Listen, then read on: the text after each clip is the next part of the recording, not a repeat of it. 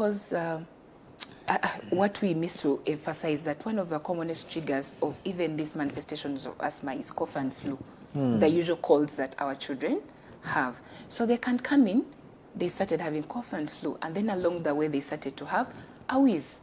Then they started to have worsening of their breathing mechanics. So it's important to actually know how did the child start and how did they progress. Because under 2 years, we normally have what we call bronchiolitis. Children can have cough and flu and wheeze, and they are not going to be asthmatic. So it's very common. So that's one of the things that can look like asthma in the small age group. But there are other things like having a foreign body.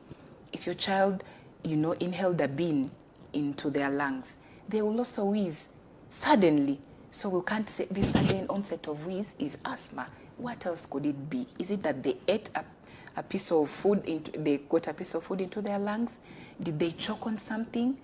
Did someone give them a toy that has small particles that got broken and entered their lungs somehow? So one of the commonest things, which is an urgent thing, is a foreign body, but also bronchiolitis in those children who are below 2 years, and a couple of other things like on the larger spectrum, on the end of a long-term cough, you can have things like TB, but TB has to come with the specific symptoms of TB. So being able to tease out history and looking at the child can help you to tell, by the way, this doesn't look like asthma, it looks like this. Yeah. Excellent. Thank you so much. And of course, we want to ask doctor, sometimes when you have your child like this, we have what we hear from others, all the myths and misconceptions around asthma. So what could be those that you've encountered within your practice? One of the things is it does not affect children. My child cannot have it because it does not affect children.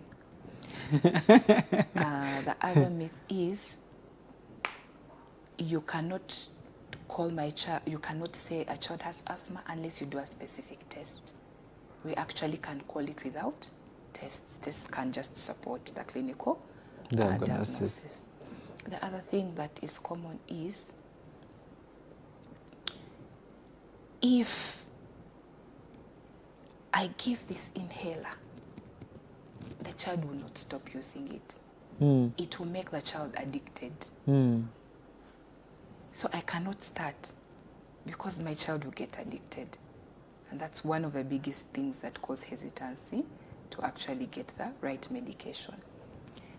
It will not stop. You can't treat it. Your child will be like that, can't do anything, can't play, can't excel in school, can't do sport because they have asthma. They just have to be sat in the corner and wait. Actually,